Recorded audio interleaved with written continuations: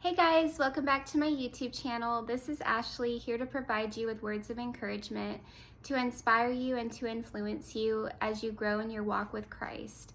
So I wanted to talk about the topic of hope, and I wanted to share out of Hebrews chapter 6, verses 15 through 20. So it says, "Then Abraham waited patiently, and he received what God had promised.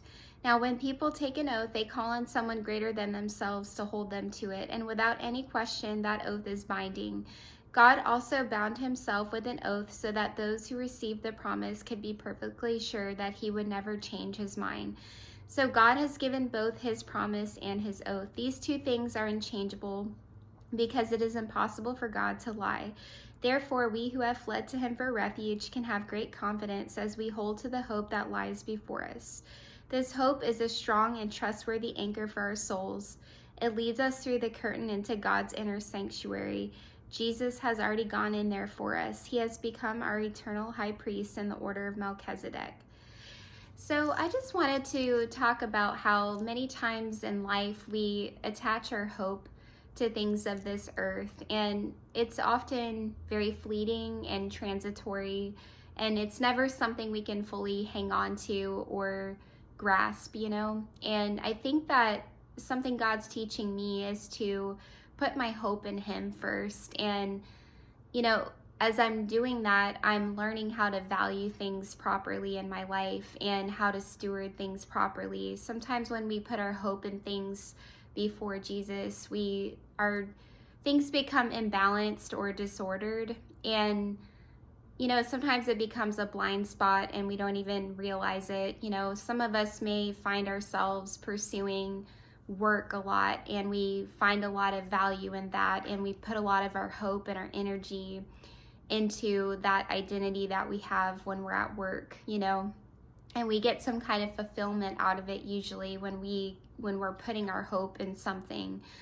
And a lot of times this can create an instability within us where we're always just trying to cling to these things and to even hustle for it, and it's always on our mind, and we're just constantly thinking about it and pursuing it in any way we can.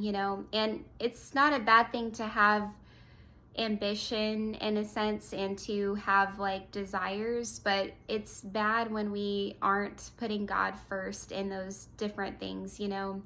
And sometimes what God will do is he will dismantle your life completely, or remove certain things that have become an idol in our lives, or we have put our hope in that completely, or we've almost put God to the back burner because we're so focused on that.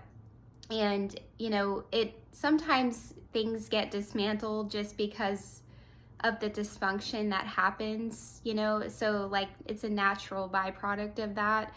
We end up sowing the wrong seeds into things, or we're not properly valuing it in our lives in the way that it should be valued. And sometimes when we put a lot of high value into something, we can think that is a positive thing, but it can create enormous blind spots where we're even sometimes when we put our hope in things, what's really behind that is fear and insecurity, because we are putting some kind of hope, or we're putting our identity in that hope, and when that doesn't work out for us, or something comes crashing down and it doesn't work out for us, it can be very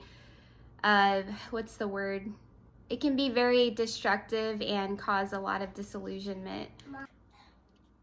So when things do crash and burn, and we lose certain things, or things just don't play out the way that we thought it would, we can really become impaired for a while in our sense of hope and just our overall way that we are valuing it and looking at certain things in our lives. And we can question our own worth and our own identity because something didn't work out, or we had a certain expectation or a hope that something was going to work out that didn't work out. So we have to come back to a place of humbling ourselves before God and asking the Lord for his insight and direction into what, where it is that we need to realign ourselves with him. And, it's tricky. It's not easy to continuously live in this posture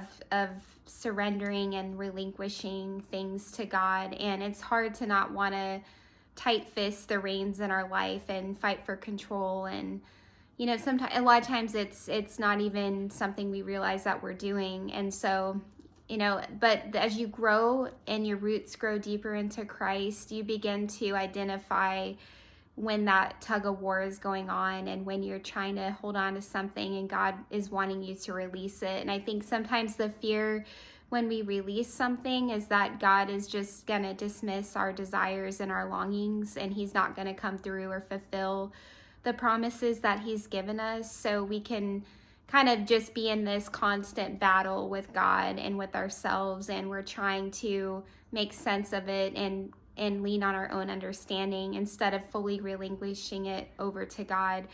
But again, I think that the word fully is kind of, it's a little hard, I don't know that we ever fully able to release things sometimes, but I think it's a discipline and it's a habit that we create as we continue walking with Christ and just continuing to seek the Lord and put him first, to where, you'll begin to, your desires will begin to transform the more that you set your affection upon the Lord and you ask him each day to direct your steps and to show you what it is that he has for you that day, as opposed to kind of just going into this like race every day and thinking about all the things that you have to get done and accomplish, and it's just exhausting, right? Like to wake up feeling that way. And God wants us to walk in this place of safe intimacy with him, where we don't have this fear that God's gonna,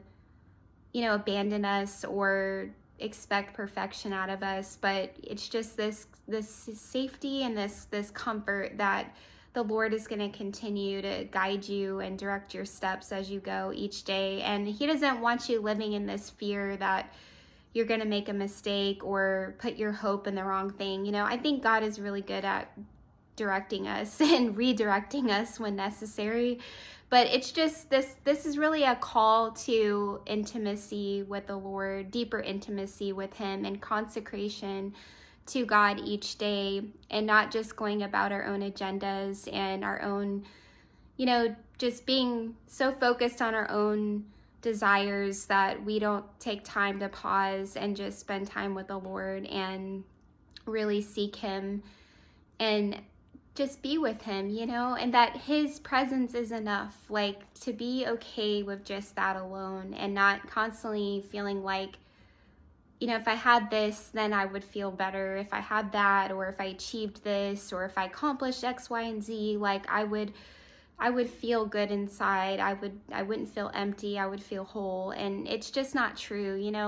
We are going to constantly be, learning and growing and having different seasons in our life where, things change, and maybe for one season your focus is more career driven, and another season it's more focused on friendships and cultivating community, and another season it will be something else. There will always be some changing dynamic in your life, but Christ is your constant, and that's why your hope has to be in him alone. And he wants you to develop a strength in that knowledge and a fortitude in that, where nothing can shake you from that, and you're more, you tend to have better boundaries and more wisdom with your time, and just how you choose to divvy up your effort and your energy throughout the day when you're making the Lord first in your life, as opposed to putting something else first. So anyhow, I just wanted to share this, and I hope this encourages you guys. This is something I'm still learning, and I admit that I struggle very much with making a discipline of spending quiet time with God every day, and this is something that I would like to work on more this year. So I'm with you guys in this, and I just wanted to share. And yeah, just encourage you guys, and I look forward to hearing your guys' thoughts, and I hope that you guys have a wonderful week. Take care and God bless.